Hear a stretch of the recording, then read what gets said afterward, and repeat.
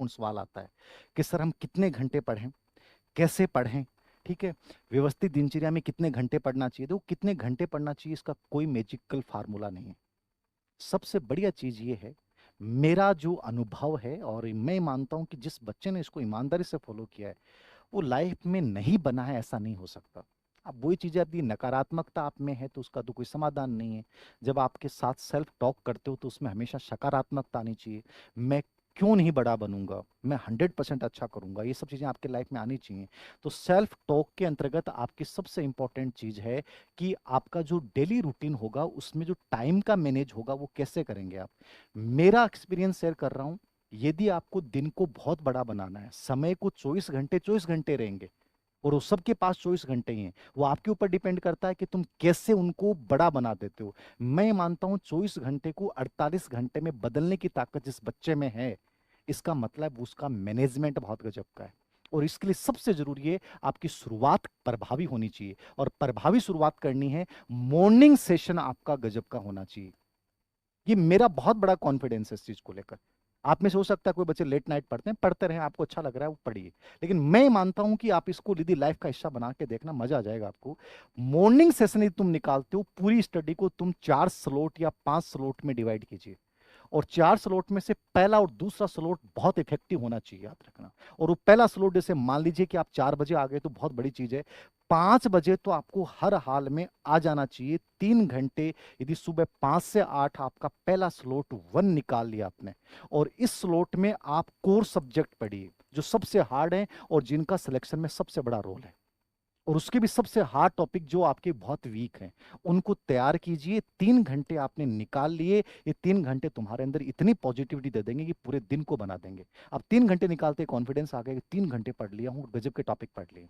अब आधे घंटे का आपने विराम दिया, 40 मिनट का विराम दिया, उसके बाद जैसे आप 8:30 या मान लीजिए 9 से और 11:30 तक दूसरा स्लॉट तय करते हैं आप, इसमें भी कोर टॉपिक पढ़िए और जो इंपॉर्टेंट पार्ट है वो पढ़िए आप।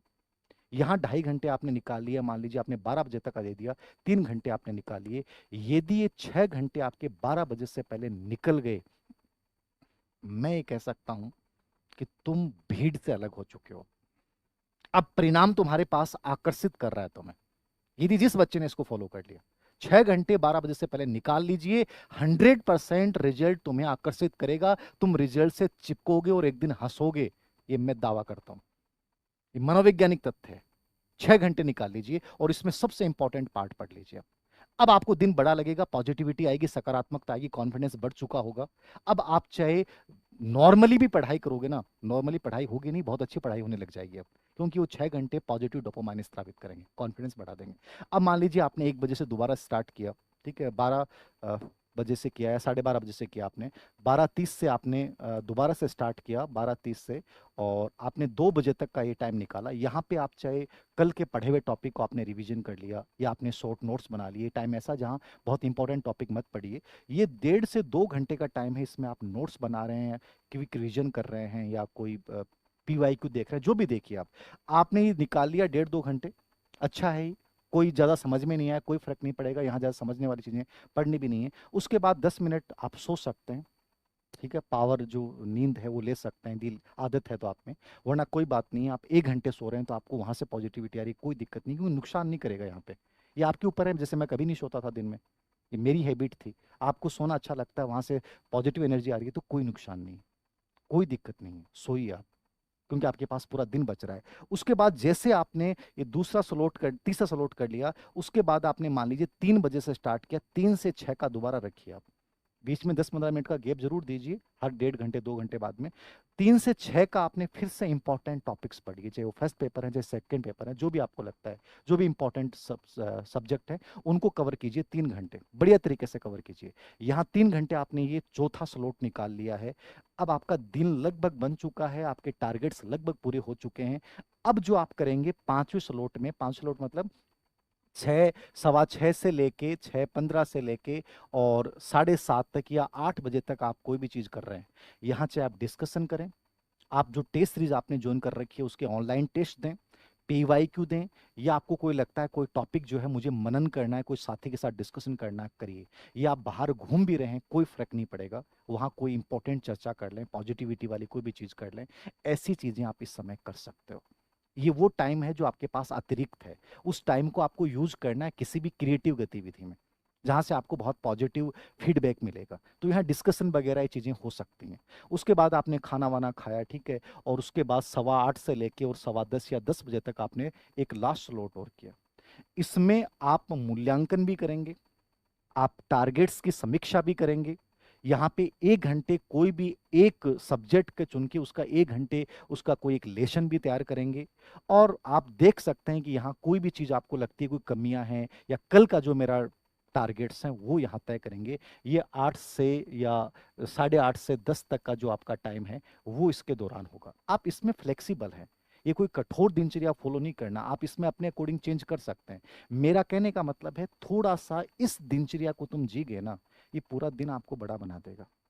कोर टॉपिक को इस समय लीजिए, प्रैक्टिस कीजिए, रूटीन रिवीजन हिस्सा होना चाहिए। चाहे 1.5 घंटे करें, चाहे 2 घंटे करें, रिवीजन कीजिए। आधे घंटे 1 घंटे पीवाईक्यू निकालिए, 20 मिनट आधे घंटे एक टेस्ट दीजिए अपने सब्जेक्ट का जो सबसे बड़ा रोल है उसका, और फिर अगले दिन वापस से जुड़ जाइए। और कोई फर्क नहीं पड़ता वीक में एक दिन संडे या सैटरडे, आप 3-4 घंटे कहीं भी मस्ती कर लेते हो, 3-4 घंटे चाहे कुछ भी कर लो, कोई फर्क नहीं पड़ेगा। बर्नआउट से बचाएगा। ऐसा नहीं है कि आप हर दिन कठोर दिनचर्या जी रहे हो, नहीं जी जा सकते। आप एक दिन आधा दिन कोई बात नहीं है मस्ती में बिता देंगे, कोई फर्क नहीं पड़ेगा। ये जरूरी नहीं है कि आप पूरे 7 दिन एक जैसा रूटीन जियोगे, परेशान हो जाओगे, बोझिल हो जाओगे। एक दिन ऐसे मस्ती में बिताइए आप, कोई फर्क नहीं। घूमने जाइए, कहीं भी जाइए, मंदिर जाइए, कहीं भी जाइए, मस्ती कर लो, कोई फर्क नहीं पड़ेगा। आधा दिन ऐसा रखिए आप वीक में, ये आपको बर्नआउट से बचाएगा। ये वो तरीके हैं जो आपको भीड़ से अलग बनाते हैं।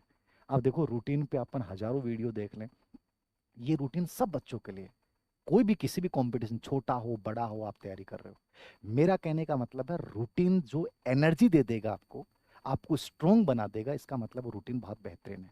जहां से सकारात्मकता बढ़ जाएगी मतलब रूटीन बेहतरीन है। आत्मविश्वास बढ़ जाएगा, रूटीन बेहतरीन है। टारगेट्स कम समय में प्राप्त होने लग जाएंगे, रूटीन बेहतरीन है। और जहां नकारात्मकता आ रही है, सिलेबस कवर नहीं हो रहा है, पीवाईक्यू से सही ढंग से कवर नहीं हो रहे हैं, आपको समझ में नहीं आ रहा कि अब तो प्रेशर आ रहा है कि मैं अब कर पाऊंगा सर, यही टॉपिक रह गया, इसका मतलब तुम्हारा रूटीन ही खराब था, तुम्हारा मैनेजमेंट ही खराब था, और उसकी वजह से तुम हार जाते हो।